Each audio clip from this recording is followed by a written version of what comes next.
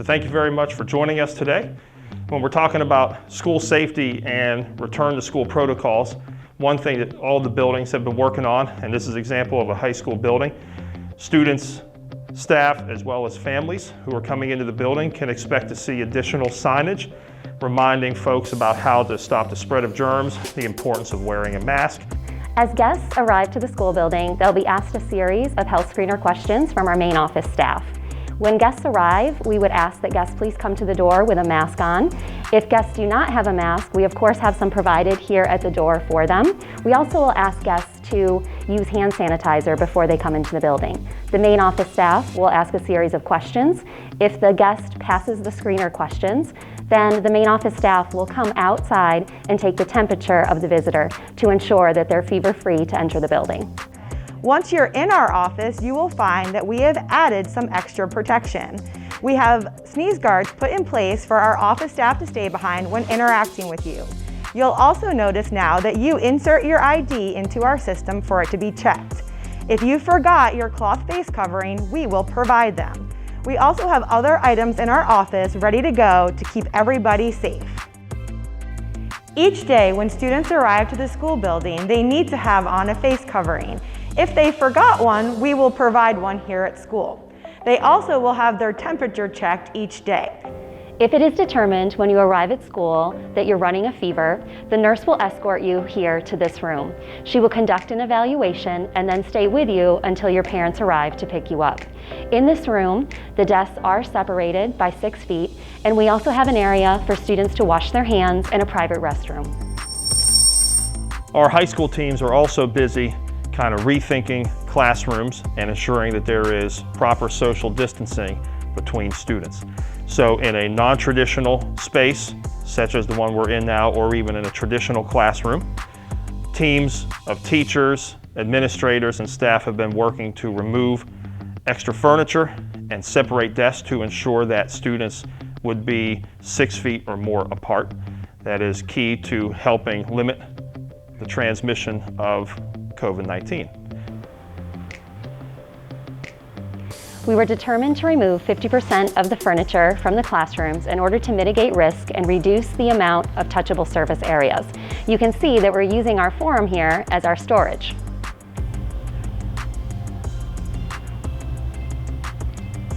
The removal of 50% of the furniture from the classrooms has resulted in this. This classroom is set for 14 students. Each one of the desks is 6 feet away from the other. Welcome to an example of an elementary school classroom. We have put social distancing measures in place for all of our students and staff. You will see different scenarios of desks and tables when you enter elementary school classrooms. Let me explain our double desk scenario. In this situation, the student who is assigned to this desk and chair would be the student coming to school on our A day, which is Tuesday, Wednesdays. The student who is assigned to this spot right next to them would be a B student who is coming to school on Thursdays and Fridays. The reason we're pairing desks are many, but one main reason is to give students a little extra space to hang their coat or book bag on the spot right next to them. Every night at the end of the school day, all of our surfaces will be sanitized. But on Wednesday nights and Friday nights, between our A and B shifts, all of our buildings will be electrostatic cleaned to provide an extra layer of protection between the 2 shifts of students. Another example of an elementary school classroom setup might be a table with a desk at the end. In this scenario, this side and that side are provided to an A student and a B student. So student A on this side and student A on this side for Tuesdays, Wednesdays, and student B on Thursday, Friday, and student B on Thursday and Friday. This allows us to provide many different options for our students and our staff to provide their best instructional strategies while also maintaining social distancing. In our band, chorus, and orchestra classrooms, we have added additional precautions to assist with mitigating risk to students and staff. In this classroom, which is a chorus classroom, instead of being the standard 6 feet apart, you'll notice that the desks and chairs are 10 feet apart. We also will ask chorus students to wear a face shield so that they can ensure the safety of staff and students while they're singing in the chorus room. Also, we find it very important to do our best to eliminate and certainly limit the amount of sharing back and forth of various items, whether that's as simple as a pen or a pencil, or in some of our career and technical education courses, or even in some of our STAT program courses where students have to share equipment back and forth, putting in standard operating procedures and protocols to ensure that that equipment is wiped down and cleaned with a disinfectant so that it is sanitized before it is moved to the next student.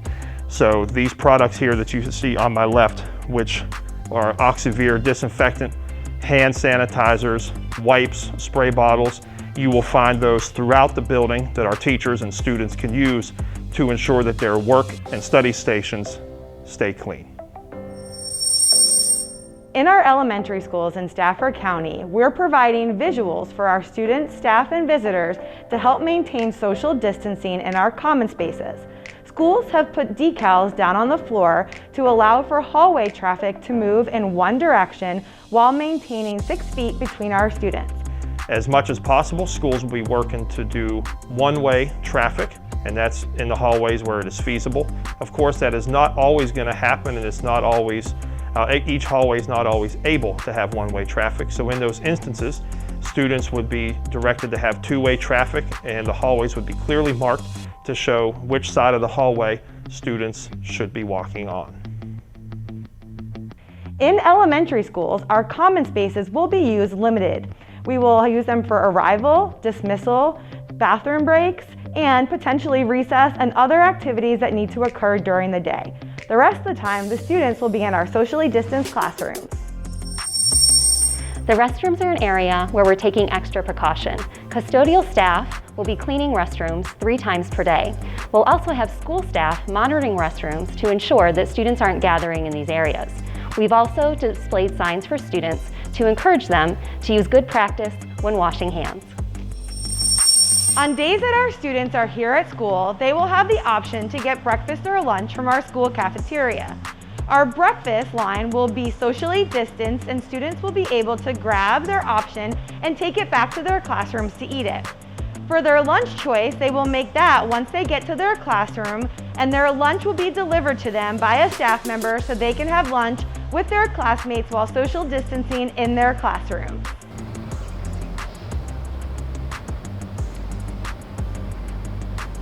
Because we don't want students gathering in large groups in the cafeteria, students will be eating their lunch in their classrooms.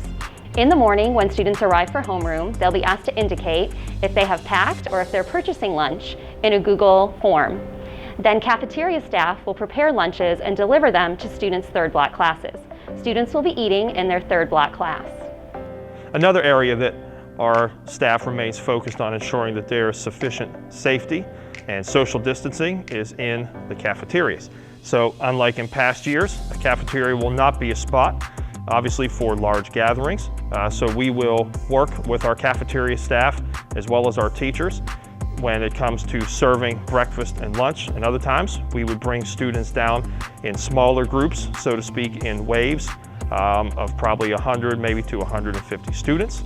And we would utilize visual aids such as floor markers, arrows, and potentially brick wraps to ensure that students know how to enter the cafeteria, how far to stay distant in line, and then of course follow directions of our amazing cafeteria workers. And that way we will be able to ensure that all of our students are remaining safe when it comes to the food service time at school. While our students in elementary school won't have the opportunity to go to our library, we are going to make sure they have the opportunity to check out library books. The first few weeks of school will provide us the opportunity to teach our students how to use our system Destiny to learn how to hold books and find ways to teach them how to express their interest so we can help them find books that they might be interested in. When our students check out the books, we will have a process in place that anytime the book is touched, it will be quarantined for 24 to 72 hours to help prevent the spread of germs. Our librarians and classroom teachers will work directly with our students to ensure we find them a good fit book of interest. In the high school setting, we're also going to be judicious about ensuring students aren't gathering in areas where any type of bacteria or virus could be transmitted, and one of those areas is a common area water fountain. So we would be working with our maintenance groups to shut these fountains off, and then we would work collaboratively with our teachers and our other staff members to ensure we could deliver bottled water efficiently and have it available for students when needed.